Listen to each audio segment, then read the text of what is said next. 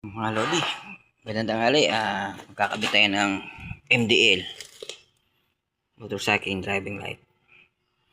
Ayan, na-install na natin yung papunta sa battery. Na-testing na natin. Kakabit na lang natin ngayon sa ating motor. Ayan, ating bagong MDL. Nabili ko lang sa Shopee. Malakas daw eh. Ito siya oh. Ayan, may pattern siya kung paano ikabit. May libre na rin siyang ito, switch.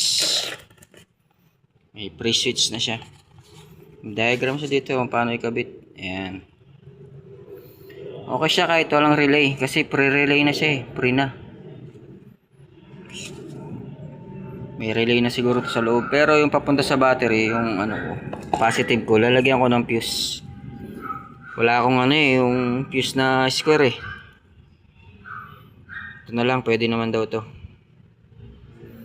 Yan mga Lodi, abangan nyo ang pag-ilaw ng aking bagong ilaw MDL, ang ating Yantor.